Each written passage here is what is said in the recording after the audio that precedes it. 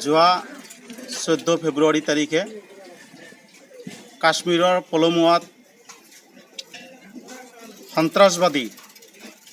আত্মঘাতী সন্ত্ৰাসবাদীৰ দ্বাৰা যিসকল ভাৰতীয় সৈনিক নিহত হ'ল সেইসকলক পোনপ্ৰথমে আমি গভীৰ শ্ৰদ্ধাঞ্জলি নিবেদন কৰিছোঁ। তেখেতসকলৰ আত্মাৰ সদ্গতি কামনা কৰিছোঁ। লগতে আমি এই ঘটনাৰ আমি তীব্ৰ ভাষাৰে গৰিহণা দিছোঁ, নিন্দা জনাইছোঁ।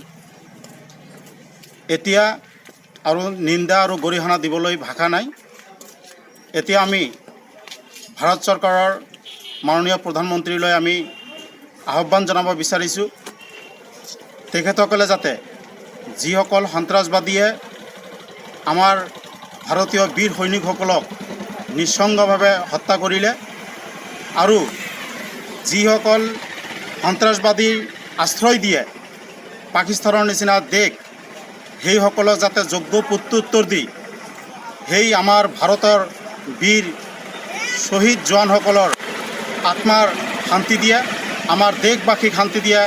আমি তাৰ কাৰণে ভাৰত চৰকাৰৰ মাননীয় প্ৰধানমন্ত্ৰীলৈ আমি অনুৰোধ জনাইছোঁ।